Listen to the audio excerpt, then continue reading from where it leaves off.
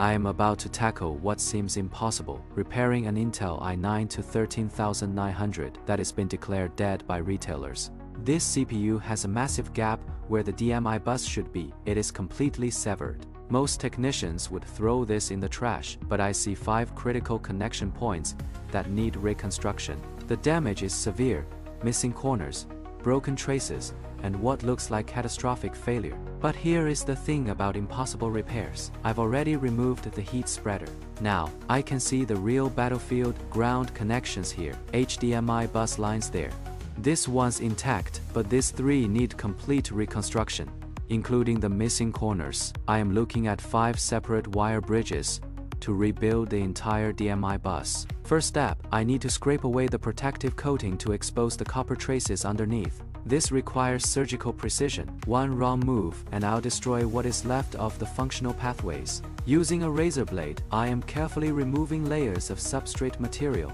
The goal is to reveal the hidden connection points that will serve as anchor points for my wire bridges. Each scrape reveals more of the internal architecture. This is like archaeological excavation at microscopic scale. Now, I am using fine wire to create the first connection bridge. This isn't just soldering, it is rebuilding the CPU's nervous system, one neuron at a time. The white compound you see is specialized conductive adhesive. It'll help stabilize these micro connections. Each wire must be perfectly aligned. Even a fraction of a millimeter off will cause complete system failure. I am applying more conductive compound to ensure electrical continuity across all the rebuilt pathways. This process is taking hours. What started as a 5-wire job has become a complete system reconstruction.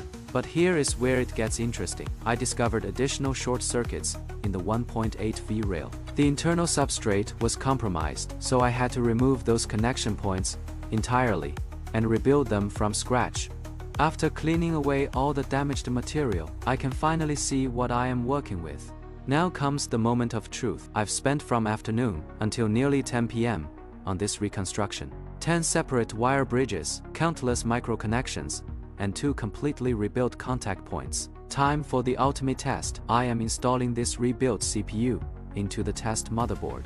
Look at all those wire bridges. This CPU now has more external connections than some entire circuit boards. The tension is incredible. After 8 hours of microscopic surgery, everything comes down to this power on test. First sign of life, the debug LED is cycling through its startup sequence. If this fails now, after all that work, I might actually lose my mind. Yellow light, still cycling. Come on, give me something. Yes, white light, successful post. The CPU is alive. Display output confirmed. We have full video signal from this supposedly dead processor.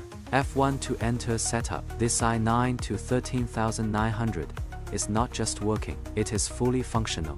Let me show you what we've achieved. Intel i9 to 13900 with 8GB of RAM in dual-channel configuration. System is booting into the OS perfectly. This is the only CPU repair that is literally made me dizzy from the precision required. Memory is running in proper dual-channel mode. All systems are go. I won't run benchmarks because the thermal interface isn't optimal after all this reconstruction work. But the fact that this CPU boots, recognizes all components, and runs stable proves the impossible is just another Tuesday. Mission accomplished. Another unrepairable CPU saved from the electronic graveyard. This repair pushed every limit of what is technically possible with consumer hardware restoration. What seemed like catastrophic failure was just another puzzle waiting for the right approach and enough patience. Time to call it a day. This i9 to 13900 is officially back from the dead.